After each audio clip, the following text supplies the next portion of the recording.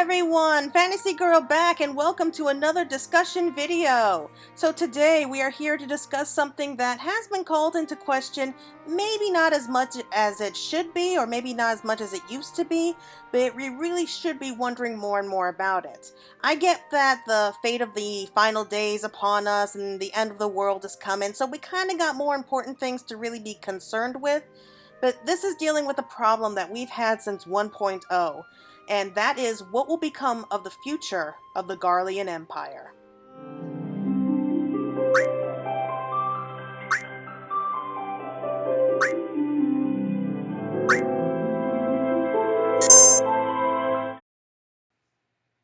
So, the Empire. Like with other evil empires we've seen so far, this particular one has seen so many levels of cruelty, neglect, abuse. It's just horrible. We've seen how the Garleans look down upon the people of Eorzea and pretty much everyone who's not Garlean. They have used their Magitech armor to pretty much subdue and just conquer all the lands surrounding them. And yeah, they're not popular, okay? About, I would say, 80%, if not 90% of the world pretty much hates everything to do with the Garlean Empire. And like with other evil empires that we've seen so far, their future is kinda not looking so good now. Now, for years, they have been a constant pain in our asses as we dealt with so much from them, which is actually kind of the point now that I think of it. They began to grow in power over the last 50 years under the Emperor, the man that we actually knew as Emixelk, and he built the Empire merely for the sake of sowing the seeds of chaos. But now that he's gone and his warped great-grandson Xenos has all but declared himself the new emperor for the sake of furthering his own goals of furthering the final days just so he could fight with the Warrior of Light, what's going to become of the nation as a whole after Endwalker? Because I think it's safe to say that we're going to be dealing with both Fandaniel and Xenos, not sure how yet, but what will become of Garlemald once all of this is said and done? What will happen to the Garlean Empire after 6.0? And this has really been called into question ever since the benchmark where we actually see the Warrior of Light not only helping to defend some Garlean troops, but fighting with them. At this point, it seems that most of the Empire, or at least a very large chunk of it, seems to have been tempered for the sake of furthering Fandaniel's plans. It's been said that they have just become like little drones, like working furiously trying to build like this massive tower that we saw at the end of 5.5 Part 2. The tower is built, it seems that Fandaniel's plans are pretty much underway, but we really don't know exactly what he's planning or what anything here is actually happening. Now, thanks to Fandaniel, they're really hardly more than a mindless army that he can control like puppets. Though now we have a way to free the Garleans from their tempering. Given enough time and pork seeds, we could reasonably cure at least most of them, provided that they aren't too far gone. Now, I think that at this point, it's safe to say that not everyone is tempered. I'm pretty sure that while most of the Empire is probably tempered at this point, I don't think that everyone is. I think that maybe those troops that are stationed in other provinces, maybe people who just chose to disappear and like leave the Garlean Empire for a little while, I think that they are pretty much still sane of mind for the time being, but they are pretty much overwhelmed with everything that's going on right now. Now, at least from what we've seen in the benchmarks, it seems that parts of their army are still sane of mind, at least parts of it anyway, and let's not forget about a majority of the surrounding nations that have been forced under Garlemald's rule. Not only that, but from what we learned in Boja, it seems that certain fractions of mutiny have started taking place even in the military, and it's not unreasonable to think that we can turn them around to maybe help support us for the greater good.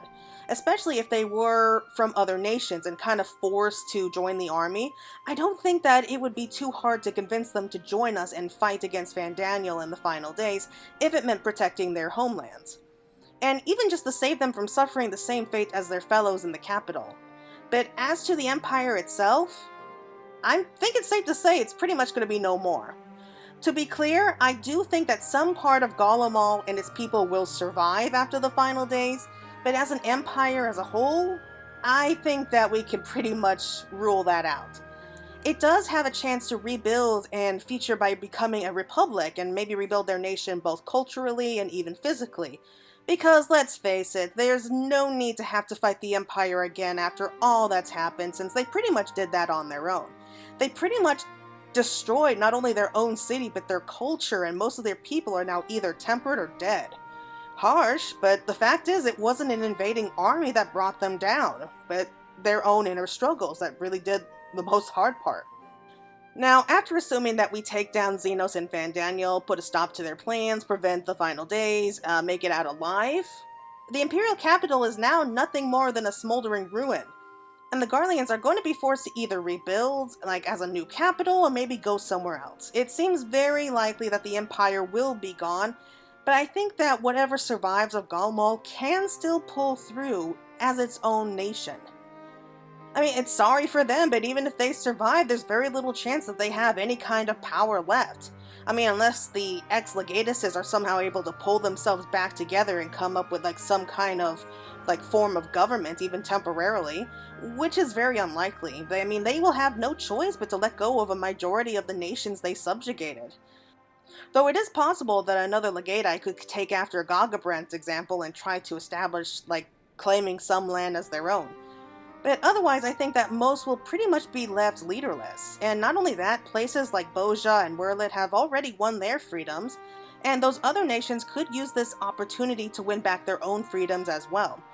They could very easily take advantage of the chaos that's going on right now, just like what happened with Boja and Werlet, and attempt to retake their homelands, which is very much likely because swarms of rebellions have been happening all over Ishabard. Like in real life, when the Soviet Union was able to break up into several independent countries, it's not unreasonable to think that this could happen. So places like Werlet, Boja, Landis, Rabanastre, Kovars, they could very likely create their own separate countries and pretty much pick up on their lives there. And while other nations that maybe aren't big enough or they are just so used to Garlean rule, they could still gather together whatever's left and create a republic. Though perhaps go under maybe a new name, since it's very likely that the Garlean Empire will likely be painted in a very poor light after everything that's happened. Since Garlemald is pretty much hated throughout most of the world, the idea of them being able to rebuild their empire is pretty laughable, especially after such a devastating loss. Now, I think it's possible they could pull that off. I mean, they are a stubborn, resilient people. Garlemald started off as a mere republic after they were forced from their own homelands and invading neighbors. They settled in the wastelands of Garlemald and existed for a decent amount of time before Solus, or MXL, came in and built them up into an empire. While they did have an Ascian calling the shots, they were able to follow through all of their orders for the most part, founded and built up Magitech, and built pretty much the largest empire since Ala. So it is possible they could try to rebuild another empire, but after all that, I really don't think that's a good idea. They can definitely rebuild into a brand new nation, but as an empire, no, we can forget about that ever happening. But even if they do that, what kind of nation will they create? And more importantly, who will be in charge of it? That's something that I have been really wondering about lately. Some people I've spoke to are convinced that maybe Gaius can come back and take over. Personally, I don't see that happening. Now, I do think we will be seeing more of him at Endwalker, but as a new leader for Garlemald, no. No, I think that he learned his lesson from before and will not wish to be tempted to take up such a position of power. Not only that, he's busy in helping to rebuild Werlet at the moment. Do I think he'll be playing a huge role in helping to rebuild Garlemald? Sure, completely, I can see that coming. After all, one of the reasons he became the Shadow Hunter was so that he could learn more of what was going on in the Empire and help to ensure his homeland's future.